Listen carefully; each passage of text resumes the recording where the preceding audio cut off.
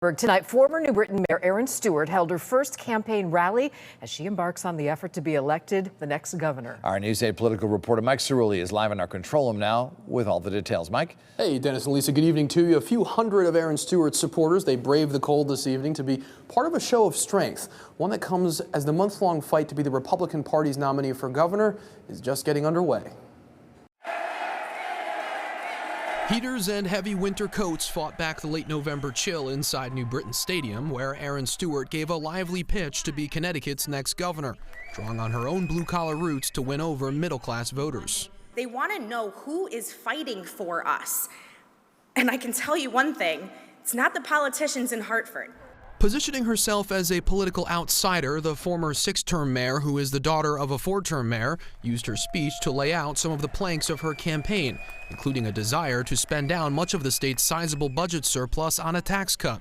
Connecticut keeps having all these surpluses, but what do these surpluses prove? They prove one thing: our taxes are too high. That desire to spend the surplus is a departure from a relatively bipartisan consensus in Hartford that has held a system of savings and pension debt repayments in place since 2017. It's a system that State Senator Ryan Fazio has defended ever since he was elected to the legislature in 2021.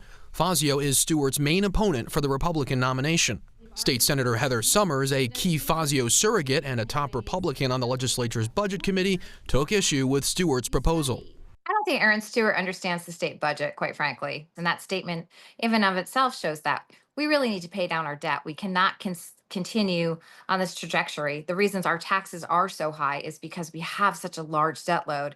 The brewing rivalry between the two millennial Republicans was the subject of a few subtle jabs from the stage in New Britain. State Representative Tim Ackert, an ally of Stewart's, urged his fellow Republicans not to nominate another coastal suburbanite, as they have in the 4 previous elections. Fazio is a native of Greenwich. Stewart has spent her whole life in New Britain.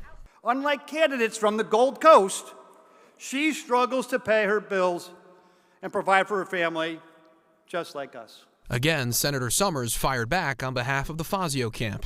You know, that can come from Erin's campaign, but Erin earns over $100,000, which is double the average salary in New Britain. So it's hard to have that argument, when you're in that position, making double of what the people that you are representing do. And just to be clear, Erin Stewart is no longer the mayor of New Britain, having left office last week when her term ended. Stewart declined to take any questions from the press this evening. In the control room, I'm Mike Cerulli, News 8.